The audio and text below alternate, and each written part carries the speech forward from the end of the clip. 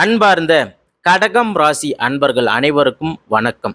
பொதுவா ஒவ்வொரு ராசிகளுக்கும் ஒவ்வொரு சிறப்பு இருக்கு, சிறப்பு பெற்று இருக்கிறாங்க. அந்த வகையில இந்த கடகம் ராசி உண்மையிலே நீங்க யாரு? உங்களுக்கு ஏன் இந்த நிலைமை? அதே போல உங்களுடைய உண்மையான முகம் என்ன? அதாவது உங்களுடைய ஒரிஜினல் கேரக்டர் என்ன அப்படிங்கிறத பத்தி தான் இன்னைக்கு நம்ம பார்க்க போறோம். தொடர்ந்து இந்த வீடியோவை பாருங்க. அதே போல எந்தெந்த விஷயத்தை நீங்க செய்யணும், எந்தெந்த விஷயத்தை நீங்க செய்யக்கூடாது அப்படின்றத பத்தியும் இந்த பதிவுல நம்ம பார்க்க போறோங்க. கடகம் ராசி. கடகம் ராசியை பொறுத்த வரைக்கும் புனர்பூசம் 4ஆம் பாதம், பூசம் 1, 2, 3, 4 பாதங்களும், ஆயில்யம் 1, 2, 3, 4 பாதங்கள் உள்ளடக்கியது தாங்க இந்த கடகம் ராசி. அதே போல உங்க ராசிக்கு அதிபதியாக சந்திர பகவான் வராருங்க. சந்திர பகவானுக்கு உரிய தெய்வம் என்ன அப்படின்னு பார்த்தீங்கன்னா அம்பிகை அப்படிங்கிறது உங்களுக்கு எல்லாருக்குமே தெரியும். அதே போல ஒருத்தர் ஜாதகத்துல கோவிலை கட்டி அதற்கு கும்பாபிஷேகம் செய்யக்கூடிய அமைப்பு இருக்குன்னா அது வேற யாருக்கும் இல்லைங்க, கடக ராசிக்கு தாங்க இருக்கு. உங்களுக்கு தான் அந்த தகுதி இருக்குங்க. அடுத்ததா உங்களுடைய குணங்கள் அப்படின்னு பார்த்தீங்கன்னா ரொம்பவே நல்லவங்க, நீங்க நல்ல குணம், அமைதியானவங்க, அதே போல ஒழுக்கமாக இருக்கணும்னு எண்ணக்கூடியவங்க, இரக்க குணம் உடையவங்க, விட்டு கொடுத்து போறது, தியாகம் செய்யறது, இது எல்லாமே உங்களுடைய குணங்களுங்க. அதே போல மற்றவங்களுக்கு உதவி செஞ்சு அழகு பார்க்கறதுல உங்களை விட்டா வேற ஆளே கிடையாதுங்க. அதாவது இந்த 12 ராசிகளில் உங்களை விட்டா வேற எந்த ராசிக்கும் அந்த இடம் கிடையாதுங்க. அதே போல மற்றவங்களுக்கு ஒரு பிரச்சனை, ஒரு உதவின்னா ஓடி வந்து முதல் ஆளா உதவி செய்யக்கூடியவங்களும் நீங்க தாங்க. உங்களை அடிச்சுக்க ஆளே கிடையாதுங்க. அதே போல ஒரு பிரச்சனை வருதுன்னா அந்த பிரச்சனையை தன்னுடைய தந்திரத்தால தெளிவா அந்த பிரச்சனையை சால்வ் பண்ணக்கூடிய ஆற்றல் உடையவங்களும் நீங்க தாங்க கடகராசி அன்பர்களே. பொதுவா நீங்க வைகாசி மாதம், ஆவணி மாதம், தை மாதம் இந்த 3 மாசத்துல பிறந்து இருந்தீங்கன்னா உங்களுடைய லக்னம், அதாவது ரிஷப லக்னமாகவும், துலாம் லக்னமாகவும், மகரம் லக்னமாக இருந்துச்சுன்னா குரு பகவான் இதே இந்த கடகராசிலையும் சரி, உங்களுக்கு மீனராசிலையும் இருந்தாங்கன்னா உங்கள் வாழ்க்கை அதிர்ஷ்டமாக இருக்கும். உங்களுக்கு அதிர்ஷ்டத்துக்கு போகக்கூடிய, உச்சத்துக்கு போகக்கூடிய வாய்ப்பு அதிகமாக இருக்குங்க. அடுத்ததா நீங்கள் எப்போ பார்த்தாலும் ஏதாவது ஒரு சிந்தனையிலே இருப்பீங்க. அது ஒரு பிரச்சனை சார்ந்து இருக்கலாம், குடும்பத்தை சார்ந்து இருக்கலாம், வேலை சார்ந்து இருக்கலாம், ஏதாவது ஒரு சிந்தனையில் இருப்பீங்க. அதே போல் தாய் பாசம் உடையவங்க நீங்கள் தாங்க. அடுத்ததா குரு பகவான் உச்சம் பெற்று இருக்கிற ஒரே ஆள் நீங்கள் தாங்க. சில பேர்லாம் நினைப்பீங்க, ஏன்டா கடகராசியில் பிறந்தோம், சாபக்கேடு அப்படின்லாம் நினைப்பீங்க. அது தவறுங்க. கடகராசியில் பிறந்து இருக்கிறதே ஒரு மகா தத்துவமானதுங்க. அடுத்ததா இன்னைக்கு இருக்கக்கூடிய ஆசிரியர்கள் எல்லாருமே வந்து பார்த்தீங்கன்னா கடகராசியில் தான் இருப்பாங்க. அதே போல் நீங்கள் பெரிய ஆளுங்க எப்படி அவங்களுக்கு ஏற்ற மாதிரியும், குழந்தைங்க எப்படி அவங்களுக்கு ஏற்ற மாதிரியும் பழகும் தனித்துவம் கொண்டவங்க நீங்கள் மட்டும்தாங்க. அதே சமயம் உங்களுக்கு ஒரு காரியம், உங்கள் காரியம் முடியணும்னா அதை செய்யறதுக்கு நீங்கள் தயங்கவே மாட்டீங்க. அந்த கற்பனைக்கு எட்டாத அளவுக்கு கூட உங்களுடைய செயல்பாடுகள் இருக்குங்க. அதே போல் உங்கள் குடும்பத்துக்கு ஒன்றுனா யாராக இருந்தாலும் சரி தூக்கி எறிஞ்சி தான் குடும்பம் முக்கியம் அப்படின்னு சொல்லி இருக்கக்கூடியவங்களும் நீங்கள் தாங்க. அதுதான் நம்ம ஏற்கனவே சொன்ன மாதிரி உங்களுக்குன்னு ஒன்று வரும்போது அதை துணிஞ்சு போராடுறதுக்கு தயங்கவே மாட்டீங்க. வலிமையாக நீண்ட காலம் வாழக்கூடியவர்களும் நீங்கள் தாங்க. நல்ல குணம், ஒழுக்கமாக வாழணும், கூட இருக்கிறவங்களும் ஒழுக்கமாக இருக்கணும்னு எண்ணக்கூடியவங்களும் நீங்கள் தாங்க. பொதுவாக கடகராசி அன்பர்கள் நீங்கள் இப்போதைக்கு உங்களுக்கு உடல் சம்பந்தமான உபாதைகள் அதிகமாக இருக்குன்னா, ஏன்னா உங்களுக்கு கோச்சாரப்படி கண்டக சனி இதுதான் உங்களுக்கு முக்கியமான காரணமே தவிர மற்ற எதுவும் இல்லைங்க.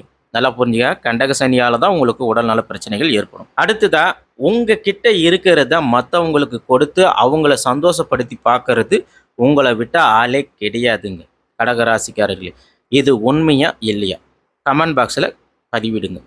அதே போல் நல்ல வேகம், விவேகம் உடையவங்களும் நீங்கள் தாங்க. அடுத்ததா உங்களுடைய இந்த உதவக்கூடிய மனப்பான்மையை பார்த்து நிறைய பேர் உங்களை ஏமாற்றியிருப்பாங்க.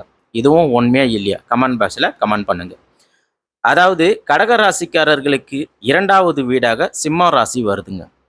இதில் சிம்ம ராசிக்கு சூரிய பகவானுடைய வீடாக அமைஞ்சிருக்குங்க. ஸோ கடகராசி அன்பர்கள் பொதுவாக குடும்பத்தில் நீங்கள் வச்சது தான் சட்டம் அப்படின்னு இருப்பீங்க. நேர்மையாக இருக்கணும், நியாயமாக இருக்கணும், ஒழுக்கமாக இருக்கணும் அப்படின்லாம் இருக்கக்கூடியவங்க நீங்கள் தாங்க.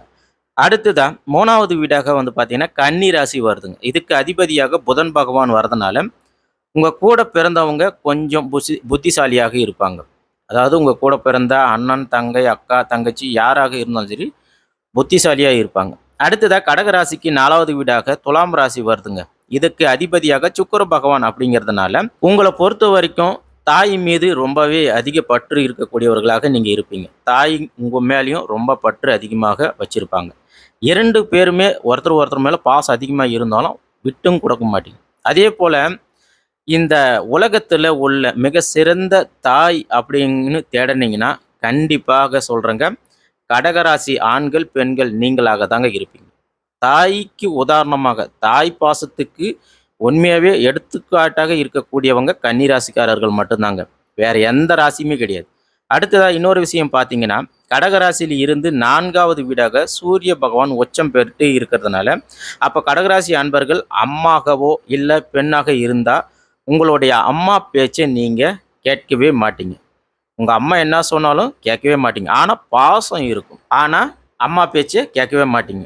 கடகராசி இது ஒரு நீர் ராசி அப்படிங்கிறதுனால மற்ற நீர் ராசியாக வரக்கூடிய விருச்சிக ராசி, மீனம் ராசி இந்த ராசிகள் உங்களுக்கு ஒரு நல்ல பொருத்தமாக இருக்கக்கூடிய ராசியாக இருக்குது. அதே போல் கடக ராசியில் இருக்கக்கூடியவங்களே கடகராசி ஆணு கடகராசி பெண்ணாக இருந்தாங்களோ உங்களுக்கு பொருத்தம் சிறப்பாக இருக்குது. அதே போல் கடகராசியில் இருக்கக்கூடிய பெண்களுக்கு கன்னி ராசியில், மகர ராசி, ரிஷப ராசியில் பிறந்தவங்க அவங்கள நீங்கள் திருமணம் செஞ்சீங்கன்னா உங்களுடைய உறவு மிக சிறந்ததாக இருக்கும். உங்கள் லைஃப் ரொம்பவே நல்லா இருக்கும். அதே போல் கடகராசிக்கு பொருந்தாத ராசி அப்படின்னு பார்த்தீங்கன்னா மகர ராசி. அதாவது காற்று மற்றும் தீ ராசிக்காரர்களுடன் உங்களுக்கு உறவை தொடர அதிக போராட வேண்டி இருக்குங்க. அதே போல் மேச ராசி, துலாம் ராசிக்காரங்களுடன் கடகராசி பெண்கள் உறவு மிகுந்த போராட்டம், சவால் நிறைந்ததாக இருக்கும். நல்லா புரிஞ்சுக்காங்க. இந்த ராசிக்கு மேசம், துலாம் ராசிக்காரங்க கூட கடகராசி பெண்களுக்கு போராட்டமான சவாலான வாழ்க்கையாக இருக்கும். அடுத்ததாக கடகராசிக்கு 5வது வீடாக விருச்சிக ராசி வருதுங்க. விருச்சிக ராசிக்கு செவ்வாய் பகவான் ஆட்சி அப்படின்றதுனால பூர்வ புண்ணிய ஸ்தானங்க. அதாவது உங்கள் சுய ஜாதகத்தில் செவ்வாய் பகவான் இருந்தால் என்ன ஆகும்னா உங்களுக்கு உடல் ரீதியான தொந்தரவுகள் அடிக்கடிக்கு வர்றதுக்கு வாய்ப்புகள் அதிகமாக இருக்குது. கடகராசி அன்பர்களே, உடல்நலம் தொந்தரவு இல்லாமல் எந்த ஒரு கடகராசிக்காரர்களும் கண்டிப்பாக இருக்க மாட்டீங்க.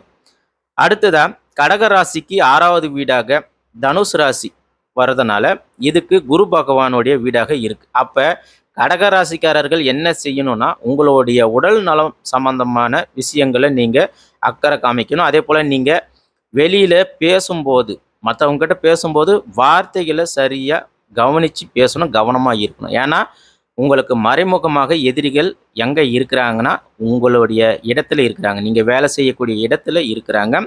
ஸோ உங்களை எப்போ ஏதாவது ஒரு விஷயத்தில் மாட்டி விடலாம், உங்களை பிரச்சனையை உருவாக்கி விடலாம் அப்படின்னு நினைக்குவாங்க.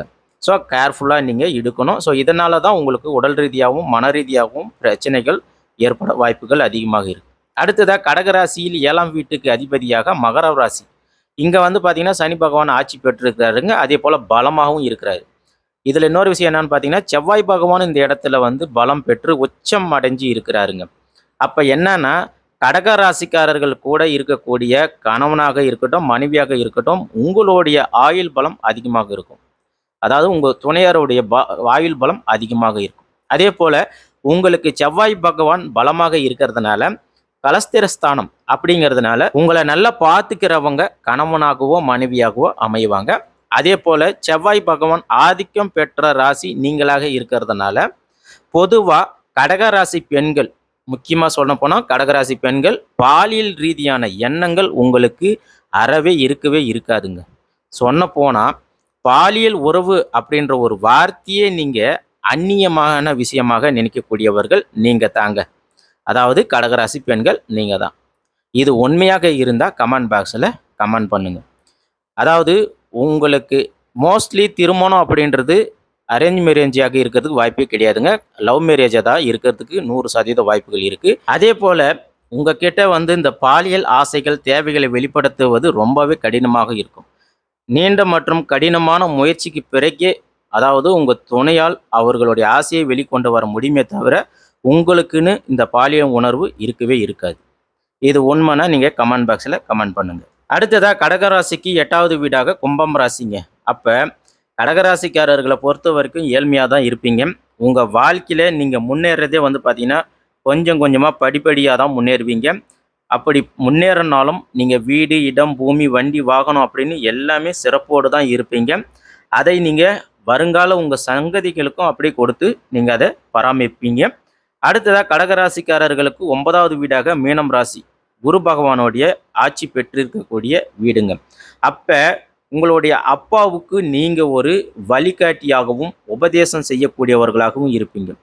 உங்கள் குடும்பத்திலே உங்கள் அப்பாவுக்கு உங்களை ரொம்பவே பிடிக்கும். அதாவது சிவனுக்கு முருகன் எப்படி உபதேசம் செய்தாரோ அப்படி நீங்கள் உங்கள் அப்பாவுக்கு இருப்பீங்க, உபதேசம் செய்யக்கூடியவர்களாக இருப்பீங்க. அடுத்ததாக மீனராசியில் சுக்கிர பகவான் உச்சம் அப்படிங்கிறதுனால உங்களுக்கு தந்தை செல்வம் சேர்க்கும் ஆளாக இருப்பீங்க. அடுத்ததாக கடகராசிக்கு 10வது வீடாக மேசம் ராசி, செவ்வாய் பகவான் ஆச்சுங்க. இங்கே சூரிய பகவானும் பலமாக இருக்கிறாரு, செவ்வாய் பகவானும் பலமாக இருக்கிறாரு. எப்போவுமே வேலை வேலை வேலைன்னு வேலையாக இருப்பீங்க. அதே போல் உங்களுக்கு உடல்நல பாதிப்பு ஏற்படுறதுக்கும் 100% காரணம் உங்கள் வேலை பழுதாங்க. ஸோ ஒரு வேலைன்னு வந்துட்டால் அந்த வேலையை முடிச்சிடணும், நம்ம இடத்துல நாம் சரியாக இருக்கணும், நம்மளை ஒருத்தர் கேள்வி கேட்கக்கூடாது அப்படின்னு இருக்கக்கூடியவங்க. எதுவாக இருந்தாலும் சரி, எந்த ஒரு பிரச்சனையாக இருந்தாலும் சரி, அது எல்லாமே நீங்கள் சால்வ் பண்ணுவீங்க. அடுத்ததாக சூரிய பகவான் இங்கே உச்சம் அப்படிங்கிறதுனால வேலை செய்கிற இடத்துல நீங்கள் தாங்க ராஜாவாக இருப்பீங்க. சொன்ன வேலையை சொன்ன டைமுக்கு முடிச்சு கொடுப்பீங்க. வேலை செய்கிற போது எந்த ஒரு தேவையற்ற எண்ணங்கள், சிந்தனைகள்லாம் உங்களுக்கு வரவே வராதுங்க. அடுத்ததாக கடகராசிக்கு 11வது வீடாக ரிஷபம் ராசி, சுக்கிர பகவான் ஆட்சி பெற்று இருக்கிறாருங்க. அதே போல் சந்திர பகவானும் இங்கே பலமாக இருக்கிறார். அப்போ சந்திர பகவான் பலம் பெறுவதனால உங்களுடைய செயல்பாடுகள் மற்றவங்க பாராட்டுக்குரியவாக இல்லை இருக்குங்க. அதாவது நீங்கள் எந்த ஒரு விஷயத்தை செஞ்சாலும் மற்றவங்க பாராட்டுற அளவில் இருக்கும். அது குடும்பத்தை முன்னேற்ற அளவுக்கு உங்களுடைய செயல்பாடுகள் இருக்கும். அதே போல் கடகராசிக்காரர்கள் இருக்கிற வீட்டில் லாபமாக இருக்கட்டும், அதிர்ஷ்டமாக இருக்கட்டும், நம்பிக்கை, தைரியம், இது எல்லாத்துக்கும் நீங்கள் தான் மூல காரணமாக இருப்பீங்க. அடுத்ததாக கடகராசிக்காரர்களுக்கு 12வது வீடாக மிதுனம் ராசி, இங்கே புதன் பகவான் ஆட்சி பெற்று இருக்கிறாருங்க. நீங்கள் ஒரு செலவே செஞ்சால் கூட அது ஒரு நல்ல விஷயத்துக்காக தான் இருக்குமே தவிர காரணம் இல்லாமல் நீங்கள் செலவு செய்ய மாட்டீங்க. அதே போல் யோசனையும் விவேகம் அதிகமுடைய ராசியும் நீங்கள் தாங்க. அடுத்ததாக உங்கள் கூட பிறந்தவங்க உங்களை கண்டுக்கலைனாலும் சரி, உங்களுக்கு ஏதோ ஒரு உதவி செய்யலைனாலும் சரி, நீங்கள் அவங்களுக்கு ஏதாவது ஒரு விஷயத்துக்கு சப்போர்ட்டிவாக இருப்பீங்க. எப்பயுமே அவங்களுக்கு ஒரு ஆதரவாக இருப்பீங்க. நீங்கள் சொன்னால் அவங்க கேட்குற ரேஞ்சிலையும் இருப்பாங்க. ஆக மொத்தம் இந்த 12 ராசிகளில் பெஸ்ட்டான ராசி அப்படின்னு எடுத்துக்கிட்டால் கண்டிப்பாக கடகராசிக்காரர்களே உங்களை அடிச்சுக்க ஆளே கிடையாதுங்க. அதே போல் உங்களுக்கு மைனஸ் அப்படின்னு பார்த்தீங்கன்னா, நான் எப்படி இருக்கிறேனோ நீயும் அப்படி தான் இருக்கணும்னு நினைப்பீங்க. நான் நல்லவனாக இருக்கிறேன்னா நீயும் நல்லவனாக இரு. நான் எந்த ஒரு தவறும் செய்யலையா, நீயும் எந்த ஒரு தவறும் செய்யக்கூடாது, எந்த ஒரு பிரச்சனையும் போகக்கூடாதுன்னு நினைப்பீங்க. அதே போல் நான் உங்கள் மேலே அக்கறை காமிக்கிறேன்னா நீங்களும் எங்கள் மேலே அக்கறை காமிக்கணும். நான் எப்படி உனக்கு இடம் கொடுக்குறனோ, முன்னுரிமை கொடுக்கணும், அதே மாதிரி நீங்களும் எங்களுக்கு முன்னுரிமை கொடுக்கணும் அப்படின்னு நினைக்கக்கூடியவங்க. ஆக மொத்தம் கடகராசிக்காரர்களே, உங்கள் வாழ்க்கையில் நீங்கள் யார், உங்களுடைய உண்மையான முகம் என்ன அப்படின்றது இந்த வீடியோ பதிவில் முழுமையாக நாங்கள் சொல்லியிருக்கிறோம். அதே போல் இதுக்கு ஏதாவது பரிகாரங்கள் ஏதாவது இருக்கா அப்படின்னு நீங்கள் எதிர்பார்ப்பீங்க. ஒன்றும் இல்லைங்க, சிம்பிள் தான்.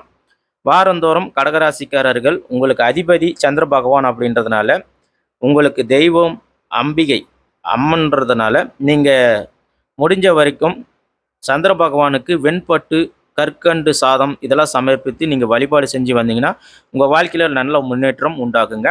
அதே போல் திங்கட்கிழமை நாட்களில் நீங்கள் அம்மன் ஆலயங்களுக்கு சென்று அம்மனை நீங்கள் குங்குமம் அபிஷேகம் அர்ச்சனை செஞ்சு வந்தீங்கன்னா கண்டிப்பாக உங்களுக்கு நல்ல முன்னேற்றம் வரும்.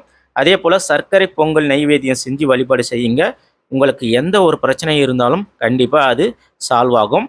அடுத்ததாக கடகராசியில் இருக்கக்கூடிய நட்சத்திரக்காரர்கள் என்னென்ன செய்யலாம் அப்படின்னு பார்த்தீங்கன்னா, புனர்பூசத்தில் பிறந்தவங்களாக நீங்கள் இருந்தீங்கன்னா குரு தரிசனம் செய்கிறது மிக சிறந்ததுங்க.